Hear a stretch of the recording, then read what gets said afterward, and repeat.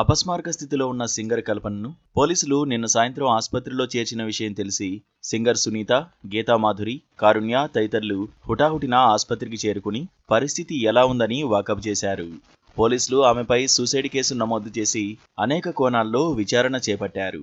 చిన్నప్పటి నుండి ఎన్నో కష్టాలను ఎదుర్కొని రాటుదేలి ఎంతో ధైర్య సాహసాలతో ఉండే కల్పన ఈ పని ఎలా చేయగలిగింది అని పలువురు విస్మయపోతున్నారు. ఇండస్ట్రీలో ఉన్న టాప్ సింగర్లలో ఈమె ఒకరు. 300కు పైగా సినిమాలకు ఆమె పాటలు పాడారు. ఎంతో మందికి ఆదర్శంగా నిలిచారు. సంధ్యా థియేటర్ ఘటనలో అల్లు అర్జున్కు ధైర్యంగా తన సపోర్టుని తెలియజేశారు. అలాంటి కల్పన సూసైడ్ ఎందుకు చేసుకుంటారు అని అనుమానం వ్యక్తం చేస్తున్నారు. సింగర్ కల్పన నిజాంపేటలోని ఒక డూప్లెక్స్ ఇంటిలో తన రెండో భర్తతో నివాసం ఉంటున్నారు. 2 రోజుల క్రితం కల్పన భర్త కుటుంబ సభ్యులతో కలిసి చెన్నై వెళ్లారట.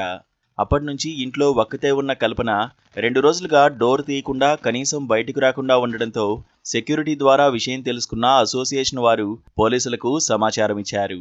అక్కడికి చేరుకున్న పోలీసులు ప్రధాన ద్వారం తెరవడానికి ప్రయత్నించి అది తెరుచుకోకపోవడంతో వెనుక డోర్ని తెరిచి లోపలికి ప్రవేశించారు. పై అంతస్తులో మంచంపై అపస్మారక స్థితిలో ఉన్న కల్పనను గుర్తించి ఆసుపత్రిలో జాయిన్ చేశారు. నిద్రమాత్రలు డోసు ఎక్కువగా తీసుకోవడం వల్ల అపస్మారక స్థితిలోకి వెళ్లారని, స్టమక్ వాష్ చేసి వెంటిలేటర్పై చికిత్స అందిస్తున్నారని, ఆరోగ్యం నిలకడగానే ఉందని చెప్పారు.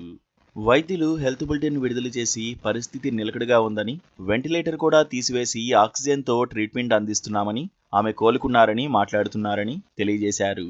ఇక పోలీసులు విచారణను చేస్తూ ముందుగా మొదటి భర్తకు ఫోన్ చేసి వివరాలు అడిగి తెలుసుకున్నారు. ఆయనకు కల్పనకు పుట్టిన మొదటి కూతురుతో కల్పనకు చాలా రోజులుగా గొడవలు జరుగుతున్నట్లు చెప్పారు. దానివల్లే ఆమె సూసైడ్కి ప్రయత్నించి ఉంటుందని పోలీసులు అనుమానం వ్యక్తం చేస్తున్నారు. కల్పన పెద్ద కూతురు స్టేట్మెంట్ కూడా పోలీసులు రికార్డ్ చేశారు.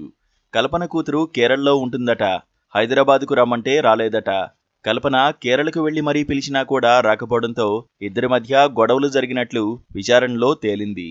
హైదరాబాద్కు వచ్చిన తర్వాత మరోసారి కూతురిని హైదరాబాద్ రావాలని కోరారట కల్పన.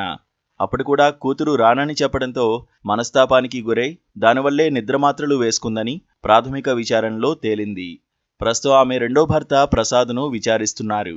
అనంతరం పెద్ద కూతురును కూడా విచారిస్తామని, త్వరలో మరిన్ని వివరాలు తెలియజేస్తామని పోలీసులు చెప్పారు. కల్పన పాటలు పాడడమే కాదు, డబ్బింగ్ ఆర్టిస్టుగా, నటిగా గుర్తింపు తెచ్చుకున్నారు. దేశ విదేశాల్లో 3000కు పైగా సంగీత ప్రదర్శనల్లో పాల్గొని అభిమానులను సొంతం చేసుకున్నారు. బిగ్ బాస్ షోలో పాల్గొని అభిమానులకు మరింత దగ్గరయ్యారు.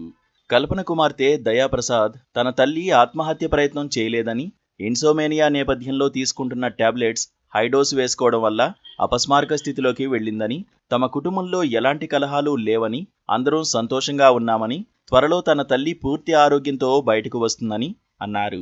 Please subscribe to KTV Telugu. KTV Telugu. KTV Telugu. KTV Telugu. KTV Telugu. KTV Telugu channel.